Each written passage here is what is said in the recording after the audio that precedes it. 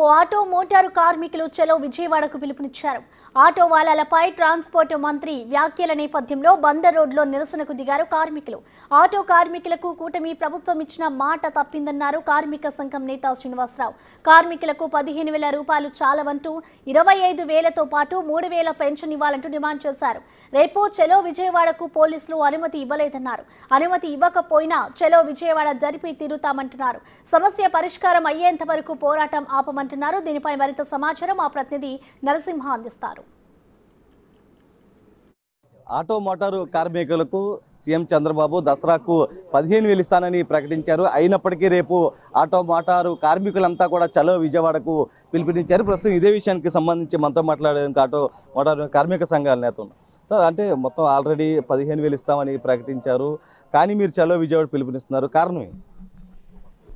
ఆయన అనంతపురం జిల్లాల బహిరంగ సభలో ప్రకటన చేయకముందే చలో విజయవాడ కార్యక్రమం మేము పెట్టాం. ఎందుకంటే ఉద్యమాన్ని తీవ్రతరం చేస్తామని చెప్పాం. ఆ పద్ధతిలో దశల వారికి ఉద్యమం జరుగుతూ ఉంది. అందులో భాగంగానే 18 తారీఖున చలో విజయవాడ కార్యక్రమం పెడితే అనంతపురం జిల్లాలో కావాలని చెప్పేసి చంద్రబాబు నాయుడు గారు ఉరుకుల పరుగుల మీద ప్రకటన చేశారు. ఈ ప్రకటన అనేటువంటిది మోసపూరితమైన ప్రకటన. మీరు ఇచ్చినటువంటి హామీ ఏముంది?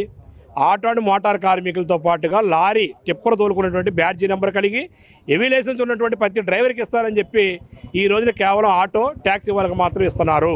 ఇది సరైనటువంటి కాదు. దాదాపు లక్షలాది మంది రంగం మీద ఆధారపడతా ఉన్నారు. మీరు ఇచ్చినటువంటి హామీ స్పష్టమైనటువంటి హామీ. మీరు ఎన్నికల మేనిఫెస్టోలో పెట్టారు. ఇది మాది కాదు. మీరు ఇచ్చిన ఎన్నికల మేనిఫెస్టోనే ఈరోజు మీరు చూపించదలుచుకున్నాం.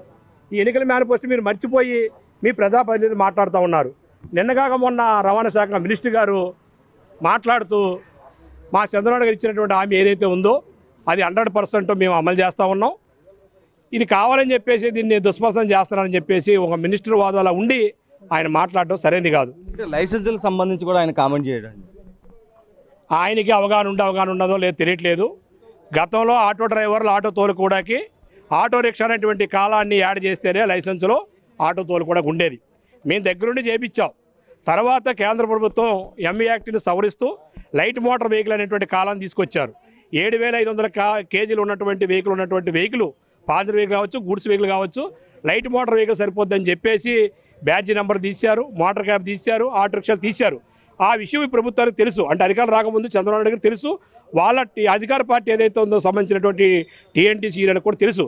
ఆనాడు నాతో డిస్కస్ చేశారు. నేను మాట్లాడాను. సవరణ చేస్తామని చెప్పినటువంటి వాళ్ళు ఈ రోజున ఏమంటారంటే బ్యాడ్జీ విషయం పక్కన పెట్టేశారు. కేవలం ఆటో మ్యాక్స్ క్యాబ్ అని చెప్తా ఉన్నారు. మీరు స్పష్టంగా అమలు చెప్పారు. మీరు చెప్పినటువంటి వీడియోని ఈ రోజున మీ మినిస్టర్ గారు ఆల్ డ్రైవర్స్ వాళ్ళని ఓనర్ చేసే విధంగా 4 లక్షల రూపాయల వరకు సబ్సిడీ ఇచ్చి 5% వడ్డీతో వాళ్ళకు రుణాలు ఇప్పించే బాధ్యత తీసుకుంటాం. అదే మరిగా డ్రైవర్స్ అధికార సంస్థ పెట్టి వాళ్ళకు ప్రమాద బీమా, హెల్త్ ఇన్సూరెన్స్, విద్యా రుణాలు వంటివి సంక్షేమ కార్యక్రమాలు అమలు చేస్తాం.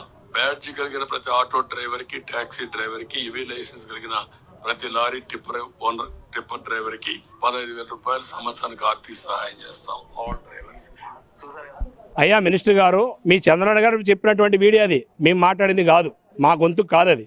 మీరు స్పష్టంగా వినండి. ఒకళ్ళు ఇంటే కూడా మీరు చెప్పాల్సిన పద్ధతులు చెప్పాలి తప్ప ఇట్లా మోసపూరితున్న మాటలు, అబద్ధాలు అనేటువంటిది ఒక రవాణా శాఖ మినిస్టర్గా ఉండి ఆ వాదాలు ఉండి మీరు మాట్లాడటం మీకు తగదు.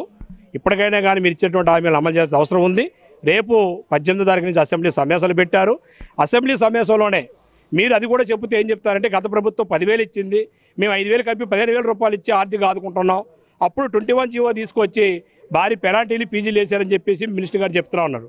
అప్పుడు వేసే ఫీజులు పెనాల్టీల కన్నా ఇప్పుడు భారీగా పెరిగిపోయినాయి.